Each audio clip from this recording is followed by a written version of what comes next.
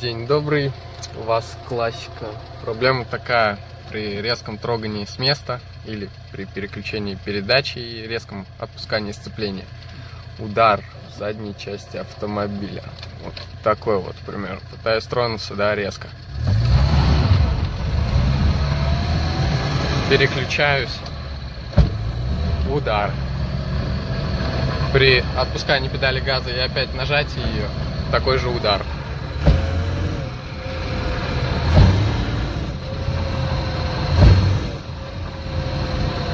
Не знаю, слышно или нет, но удар сильный. Одной из причин такого стука могут послужить разбитые втулки реактивных тяг. Вот так вот их разбило. Это я уже несколько снял. Вот. Из-за чего еще может быть стук, я расскажу в другом видео. Вот. А пока что я остановлюсь на самих тягах. Как их менять, какие есть нюансы и так далее. Забираемся под машину. Вот. Машину я поставил на пеньки, плюс-минус надежно. Вот, чтобы это все на голову не упало. Вот болт амортизатора, вот сам амортизатор. Вот, сюда он болтом крепится. Этот болт снять, чтобы открутить вот этот можно было. Ну, сам процесс снятия, в принципе, несложный. Единственное, вот открутить эти болты. Чем я откручивал? Брал ключ или головку за гайку. И так просто это все не откручивается, поэтому брал трубу побольше, подлиннее.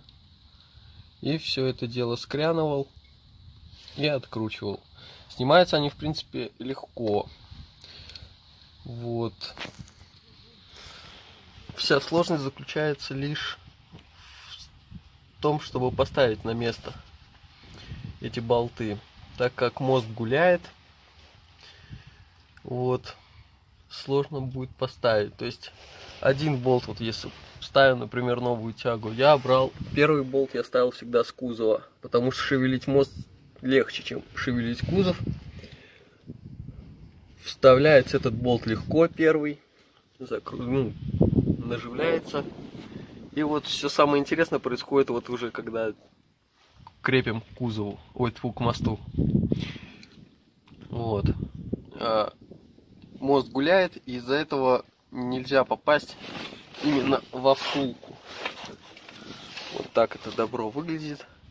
Вот в это отверстие попасть очень сложно, потому что мост гуляет относительно этого отверстия. Приходится мост шевелить, поддевать там различными монтажечками, шевелить. Вот брал, например, вот гвоздь я отпилил, вставлял вот с этой стороны, где он шпилька торчит. Вот этот болт и есть крепежный. Вставлял, направлял его, то есть вертел тудым-сюдым. И, соответственно, здесь отверстие эта втулка играла. И попадал болтом. Вот. И дальше уже шевелил мост, чтобы попасть в это ухо последнее. Вот. Также можно использовать домкраты. Ну, вообще, кто на что гораст. Вот, допустим, если видно, что тяга идет под наклоном, да, если она, к примеру, сама втулка чуть-чуть правее, да, вот здесь, а отверстие у нас, соответственно, вот здесь, на месте болта, то можно попробовать мост домкратом поднять. Соответственно, из-за того, что она под наклоном, когда начнем поднимать, отверстие это уйдет со втулки, с самой тяги втулка, отверстие уйдет, как раз попадет под отверстие, куда болт пихать. Также очень важным я считаю, чтобы болты все крепились так, как они откручивались. Вот, например, вот прошлый владелец этого автомобиля вот этот болт взял и просто переставил стороной другой. То есть он его впихнул не со стороны пружины на внешнюю, а наоборот, потому что легче. Вот отсюда легче пихнуть болт, потому что здесь мешается пружина. Вот это. Болт туго лезет. Надо что-нибудь с пружиной делать. Вот. И он, значит, перевернул это другой стороной. Но он не учел, что подвеска играет. Мост ходит на кочках. И вот к чему это привело. Вот так вот разбило стакан этим болтом.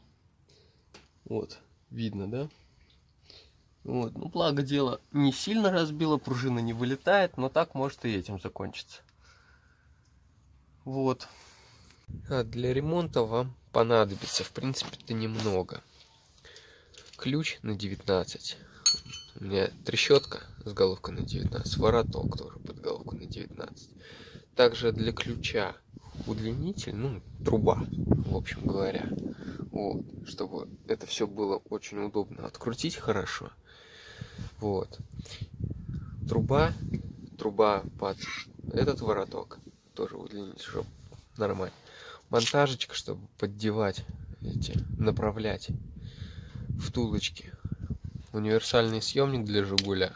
Это вообще вещь необходимая всегда при любом ремонте. ВДшка и щетка зачищать болты. Вот.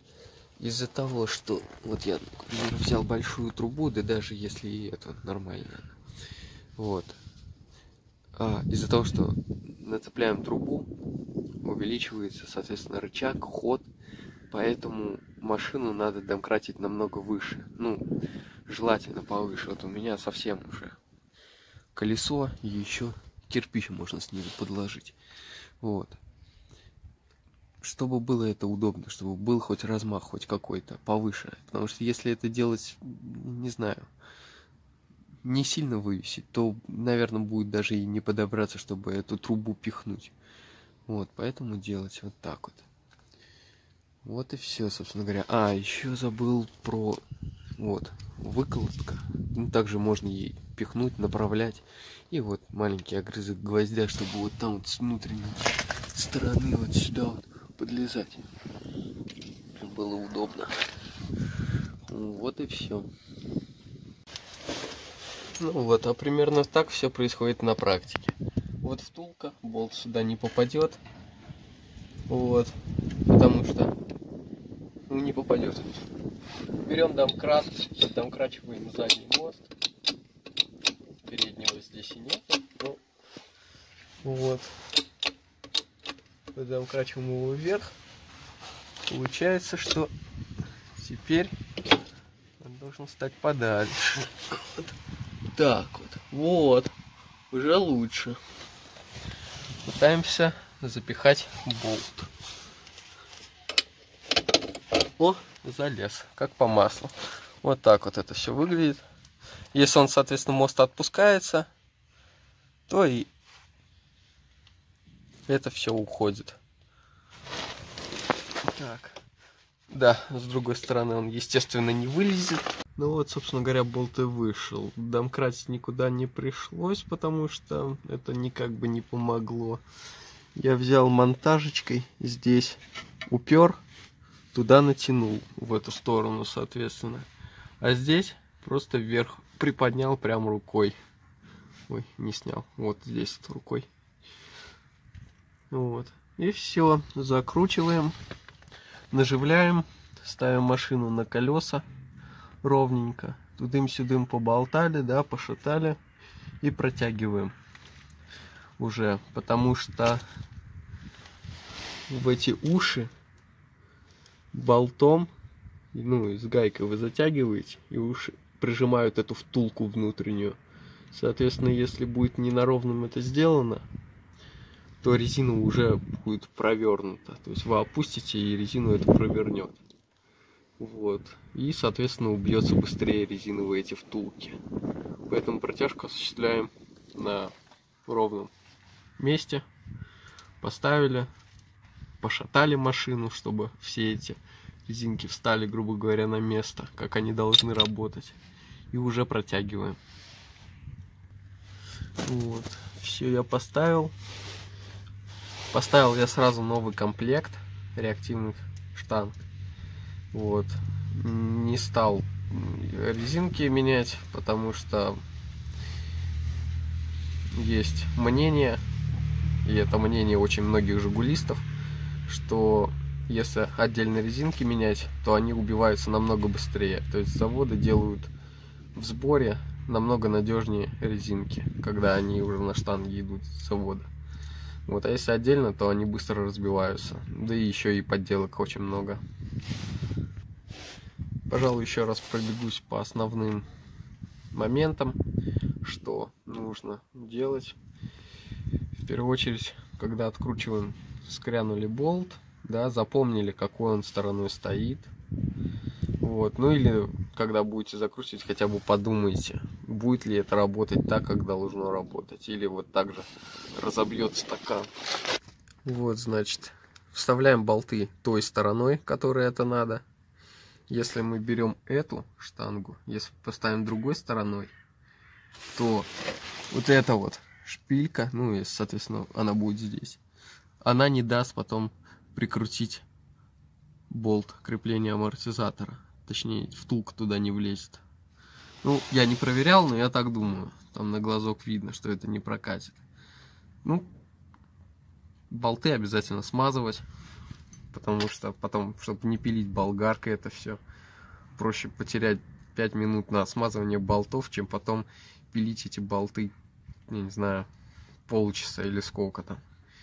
В эту резину будет зажевывать, начнете снутря пилить, в резину диск будет зажевывать, он будет куда-нибудь соскальзывать, разбиваться, еще и диски покупать. Вот. А так смазали, от вас не убудет, и все это хорошо ходит. Вот. Также болтами попадаем, берем вот так же домкрат, к примеру, или какой-нибудь. И вот можно взять, когда выбиваете, выколотку вот такую вот. Но правда она не везде подлезет. Вот, к примеру, вот здесь она снутря не подлезет, да, если выбивать болт. Да даже если просто шатать, чтобы попало. Поэтому я отпилил болгаркой гвоздь покороче и вот гвоздем направлял. Ну, правда, брать надо очень толстый гвоздь, потому что они гнутся, если... Да даже толстый. Я отпилил толстый гвоздь, он у меня погнулся в итоге через пару штанг. Вот, направляем домкратом, хоп-хоп, там руками мост можно пошевелить. Это все так просто, конечно, не залезет. Не надо думать, что вы взяли вот здесь вот, открутили. Здесь вот гайку открутили, вот здесь болт спокойно вытащили. Вот здесь, например, резонатор мешается. Вот, спокойно открутили, хоп, достали это все, быстренько поставили, хоп, обратно это у вас все ловко запихнулось. Такого не будет. Мозг гуляет, и в этом как бы проблема, основная загвоздка, что вам нужно будет шевелить это все добро. Вот, еще раз повторюсь, я обычно крепил. Ну, все зависит, конечно, от случая. Лучше подумать, где будет проще. Естественно, что здесь будет проще в любом случае поставить этот болт, потом этот. Да, уже этот попадать. Во-первых, мост можно пошевелить, он легче шевелить, чем кузов шевелить. Вот. Или также шевелить этот мост, чтобы попало здесь. Лучше сразу мост шевелить, чтобы здесь и попало. Вот. И во-вторых, резонатор мешается, да, соответственно, сразу подумали, что вот здесь лучше самое сложное сделать в первую очередь, потому что оно будет проще болт вставить. А здесь уже, соответственно, попадать. Здесь и простора больше, чтобы, да, там домкрат пихнуть также, чтобы там монтажечкой поковырять, там вот выколоточку сюда пихнуть, чтобы, оп, наживили. И это все добро попало. Вот такие. Тяги обязательно менять по одной. Потому что все тяги, если открутить, мост укатится куда-нибудь подальше от машины. Вот. По одной, то есть меняем. Одну поменяли, открутили, другую поменяли. Вот. Ну, в принципе, даже если две открутить, то мост-то, конечно, никуда не укатится, пока последнюю не открутишь. Но если даже две откручивать, то, соответственно, мост будет чуть-чуть побольше гулять. И будет сложнее попасть болтом вот именно в эту внутреннюю втулку. Вот. Зачем вообще менять эти резинки или тяги сразу в сборе? Ну вот, к примеру, вот такое вот добро. Видно, да? Это не ровный круг, это уже овал, эллипс такой. Выбило. Вот здесь ровный. Ну, ладно, его не видно. А здесь эллипсом выбило. Вот, но это крепление амортизатора. В принципе, ладно, протянуть потуже, что-нибудь можно, конечно, что-нибудь попытаться приварить. Вот. Но то же самое, если долго не менять резинки, точно так же может разбить и вот здесь вот. Будет эллипсом. И, соответственно, будет болтаться и разбиваться еще сильнее, еще сильнее. Стуки неимоверные в подвеске будут. Потом придется это все отпиливать и новое приваривать, чтобы это работало как надо. Вот. Ну или как-нибудь сюда наварить что-нибудь. Также не будет управляемости, если не менять долго. Допустим, смоделируем эту ситуацию. Представим, что вот это, допустим, стоит здесь старая, да, и там она разбитая, вся разбитая. Вот, на выходе получаем, ну, примерно такую конструкцию. Допустим, вот резинка, да, здесь она есть, она убитая в хлам. Вот она пробила насквозь. Ну, для более наглядного примера, чтобы это было все понятно на великом, представим, что резинку вообще сожрала. Но она вывалилась, там разбилась и вывалилась. Ну, вот. Представляем, вот так у нас стоит вот здесь резинка. Мост поехал вперед, а кузов нет. Соответственно, если это с одной стороны, так, хоп, поехал, то мост немножко повернется. Потому что мост еще поехал, а кузов-то нет. Вот. Соответственно, на больших скоростях, допустим, километров 90, да, переключитесь на 5-ю, выжмите сцепление, да, пока газ отпускали, там сцепление выжимали, допустим, она притормозилась, да, машина поехала мостом в одну сторону, да, ну и, соответственно, кузов тоже будет поворачивать. Потом вы переключили на 5-ю, дали газу, у вас мост повернул в другую сторону. То есть вы будете ехать, вжух, затормозили, она вправо поехала. Газу дали, она влево поехала. Неуправляемый автомобиль становится. Также это будет проявляться на колеях, на кочках, на ямках, на поворотах и так далее. Поэтому в целях безопасности лучше менять. Такие вот штанги я купил. Вот так вот я помазал болт. Вот, чтобы он внутри во втулках в этих не закисал. Чтобы вот там он приржавеет и все. И потом придется пилить болгаркой. Вот.